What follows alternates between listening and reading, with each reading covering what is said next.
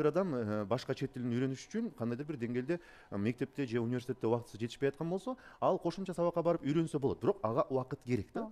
Анан азыр биздин Канай мырза айтты, инфо бизнес депчи. Чынын айтканда, мына ошол инфо бизнесте жүргөн тренерлерди, коучтарды карасаң, өздөрү сүйлөп аткан, өздөрүнө атайын бир программа түзүп алган адамдар ошол нерсеге жеткен эмес. Анализдеп көрсөңүздөр да, бул боюнча изилдеп көрдүңүзбү, Канай мырза? Сиз мындай илим изилдөөчү катары ошол адамдарды инфо бизнесте жүрүп, баягы катталуучуларды чогултуп алып эле укмуш жыргап аткандар бар да. Бул боюнча оюңуз кандай?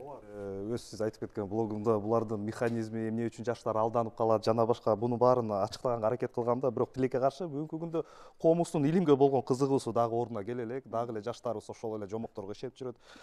Мен унутуп калып электе бир айтып кетким келет да, азыркы биздин жаштарыбыздын ушинтип алданып турганы бул албетте нормалдуу. Себеби жумушсуздук, ошол менен билимдин алсырап турганы, билим алсыраганы илимсиздикке алып келет. Илим эмне экенин түшүнбөй атабыз. Ошол себептен бүгүн инфа жууликтер иш жүзүндө 21-кылымдын дини.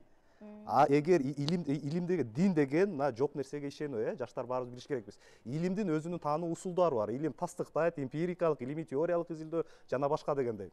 Анын ичинде логика жатат, философия жатат, жана башка. Эми эгер бир аз гана илимдин эмне экенин түшүнсөк, илимий таануунун усулдарын бир аз гана түшүнүп калсак, анда дароо эле көрөбүз. Бул инфасыгандар кадимки эле жууликтер иш жүзүндө. Албетте жакшы да тренерлер бар. Каалаган тренер албетте бул тренинг формасында туура маалыматты жеткизип бере алат. Бирок биздеги болуп жаткандын 99% кадимки эле инфожууликтер, буну түшүнүш керекпиз. Эмне себептен адамдар ишенебиз? Кечиресиз, бул ар дайым болуп келген. Эмне себептен адамдар көз ачыктарга ишенет?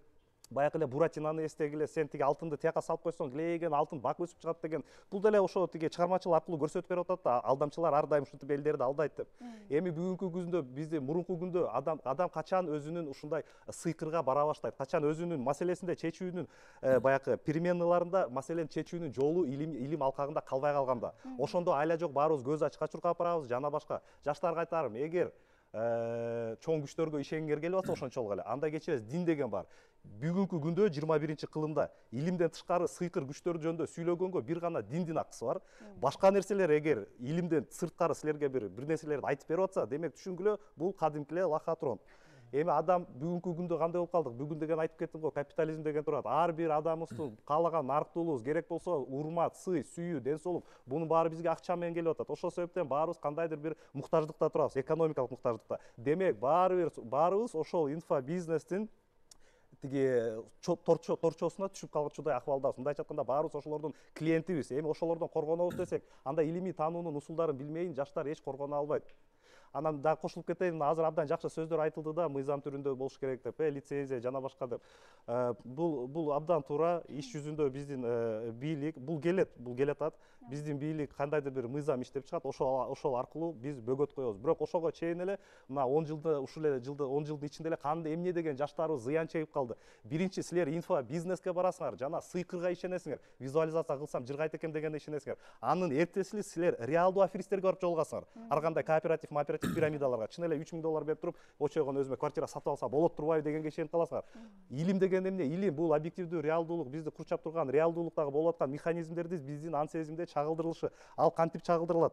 Коомдук практиканын элегинен өтүп чыккан маалымат илим болуп эсептелинет. Ошол илимди изилдеш керек. Анан бирөөнүн жеке, бирөөнүн субъективдүү көз караштарын, анан энергия, анан жана башка деген бул толугу жомок. Энергия деген эмне экенин билишпейт, энергия деп сүйлөшөт.